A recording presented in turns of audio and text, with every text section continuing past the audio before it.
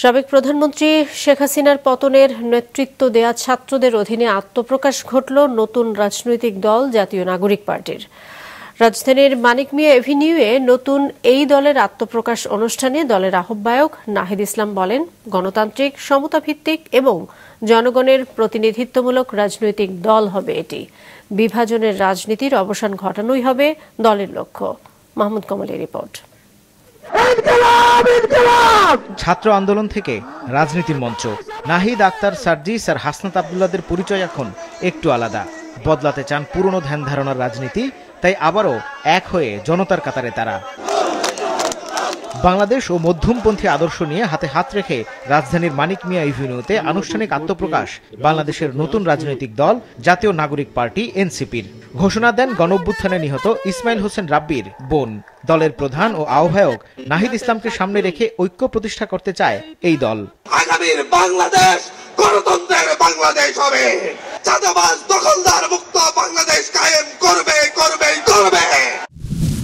নতুন এই দলের জ্যেষ্ঠ আহ্বায়ক সামান্তা শারমিন ও আরিফুল ইসলাম আদিব, সদস্য সচিব আক্তার হোসেন, তার সঙ্গে আছেন দুইজন।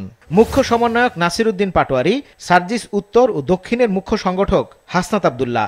তারুণ্য নির্ভর এমন রাজনৈতিক দল দেশের ইতিহাসে প্রথম।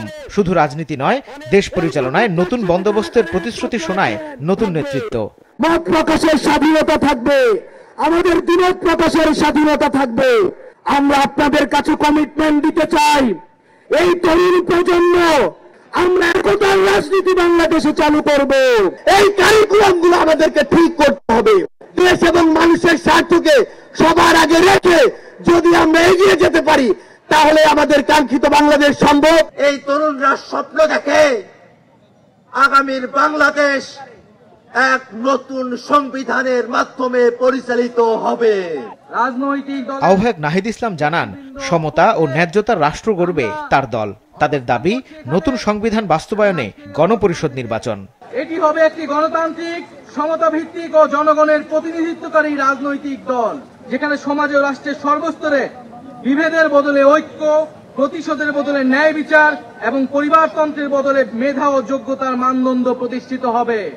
বাংলাদেশে ভারতপন্থী, পাকিস্তানপন্থী কোন রাজনৈতিক ঠাঁই হবে না। আমরা বাংলাদেশকে সামনে রেখে, বাংলাদেশের জনগণের স্বার্থকে সামনে রেখে সকলে ঐক্যবদ্ধভাবে রাজনীতি এবং রাষ্ট্র বিনির্মাণ করব। আমাদের সেকেন্ড রিপাবলিক প্রতিষ্ঠার জন্য গণপরিষদ নির্বাচনের মাধ্যমে একটি নতুন সংবিধান প্রণয়ন আমাদের অন্যতম প্রাথমিক লক্ষ্য। ইনকিলাব জাতীয় সংসদ ভবনের সামনে আত্মপ্রকাশ হওয়া এই নতুন রাজনৈতিক দল আগামী সংসদ নির্বাচনে বড় ট্রাম্প কার্ড হতে পারে বলে ধারণা করছেন আগত অতিথিরা। ক্ষমতা না জনতা।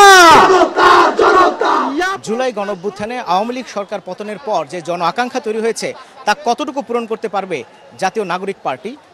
বদলাতে কি পারবে রাজনীতির সমীকরণ? কিংবা এই মঞ্চ থেকে নাহিদ, সার্জিসরা যে নতুন বাংলাদেশ গড়ার প্রতিশ্রুতি দিয়েছেন, তাতে মানুষের আস্থা অর্জন করতে পারবেন কতটুকু? আগামী দিনে সেই প্রশ্নের উত্তর ও বাস্তব রূপ দেখার অপেক্ষায় গোটা দেশ। মাহমুদ কমল, মাছরাঙা সংবাদ, মানিক মিয়া এভিনিউ, ঢাকা।